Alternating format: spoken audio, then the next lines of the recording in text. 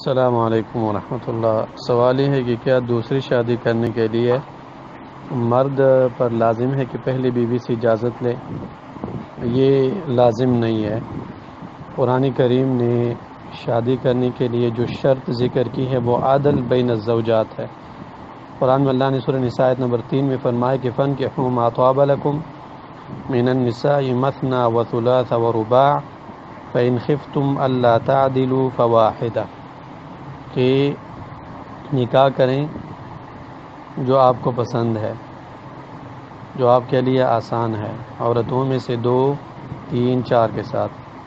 اگر آپ ڈرتے ہو کہ آپ عدل نہیں کر پاؤ گے تو پھر آپ ایک کے ساتھ نکاح کر لیں۔ اور رسول اللہ صلی اللہ علیہ وسلم نے نکاح کیے ہیں، اور کہیں پر بھی ثابت نہیں ہے کہ رسول اللہ صلی اللہ علیہ وسلم نے کسی عورت سے اجازت طلب کی ہو دوسری شادی کے لیے۔ اور ایک قاعدہ ہے اصول فقہ میں کہ اصل چیزوں میں عدم الاشتراط ہے۔ اصل یہ ہے کہ شرط نہیں لگائی جائے گی، تو جو شرط لگائے گا وہی دلیل دے گا۔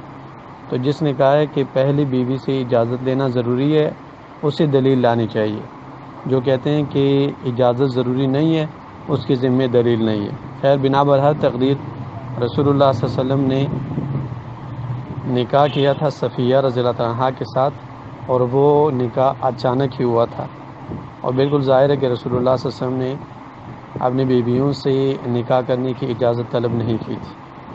اور اس طرح صحابہ کرام سفروں پر جایا کرتے تھے دوسرے ممالک میں، اور جا کر وہاں شادیاں کیا کرتے تھے، اور ظاہر ہے کہ اس میں اجازت طلب نہیں کی جاتی تھی۔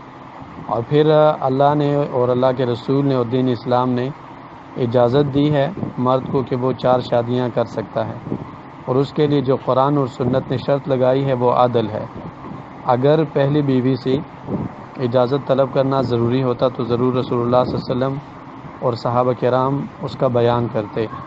تو جب قرآن اور سنت میں یہ شرط نہیں ہے تو رسول اللہ صلی اللہ علیہ وسلم نے فرمایا کہ کل شرط لیس فی کتاب اللہ فہو باطل، اور بعض روایات میں ہے کہ ایما شرط لیس فی کتاب اللہ فہو باطل، اور ایک روایت میں ہے کہ ہر وہ شرط جو اللہ تعالیٰ کے دین کے خلاف ہو وہ باطل ہے۔